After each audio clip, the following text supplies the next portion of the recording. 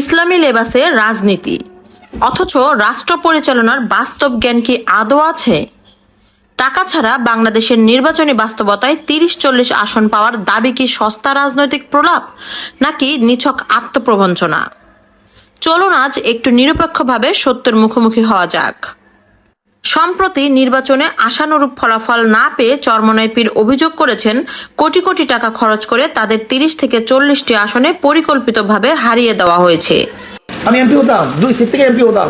শুধু আমি না, আমাদের দল থেকে প্রায় 30 থেকে 40 জনের চেয়েও বেশি এমপি হতে পার। বিশ্বাস করবেন না, আমাকে হারাবার জন্য কত কোটি টাকা ব্যয় করা হয়েছে আল্লাহই ভালো জানে।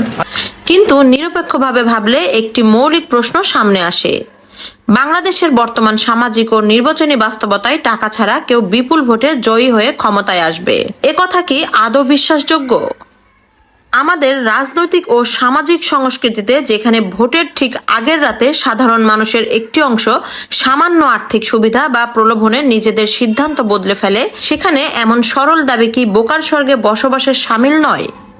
এমনকি খোদ পীরের মুরিদদের একটি বড় অংশ চরমোনাই পীরের ক্যান্ডিডেটকে যেখানে ভোট দেওয়াকে নিষ্ফল মনে করে, ভোট কেন্দ্রে যাওয়াকে অপ্রয়োজনীয় মনে করে, সেখানে সাধারণ মানুষের কাছ থেকে তারা কিসের ভিত্তিতে ভোটের আশা করেন?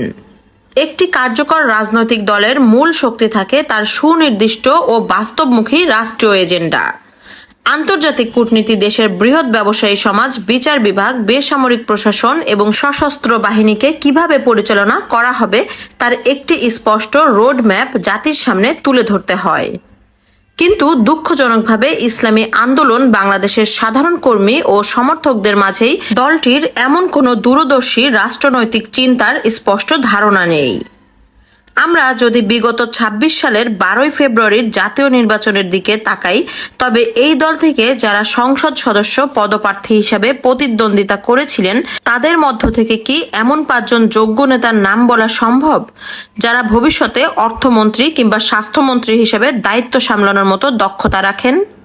দেশের কোনো একটি গুরুত্বপূর্ণ সেক্টরেও নিজেদের বিশেষ যোগ্যতা ও দক্ষতার স্বাক্ষর রেখেছেন চরমোনাইয়ের এমন কোনো নেতার নাম কি এদেশের মানুষ জানে?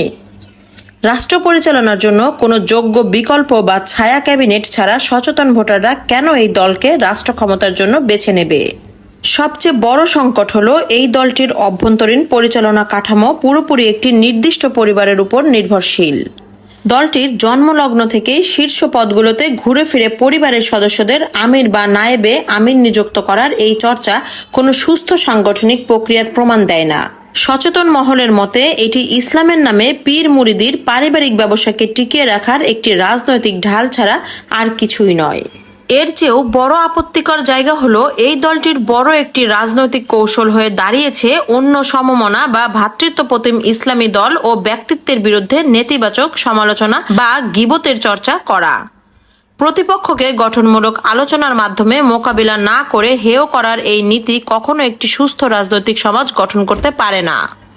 পীর মুরিদির বলয় তৈরি করে গণতান্ত্রিক রাজনীতিতে অংশ নেওয়ার মাধ্যমে হয়তো কিছু ব্যক্তিগত বা দলীয় ফায়দা তোলা সম্ভব, কিন্তু সত্যিকারের ইসলাম কায়েম কিংবা একটি সমৃদ্ধ ও আধুনিক কল্যাণ রাষ্ট্র গঠন করা কোনোভাবেই সম্ভব নয়। ইসলামী লেবাসের আড়ালে এই পরিবারতান্ত্রিক ও নীতিহীন রাজনীতি কি সাধারণ মানুষের ধর্মীয় বিশ্বাসকে আরো হালকা করে দিচ্ছে না? উত্তরটি খোঁজার দায়িত্ব এখন আপনারই।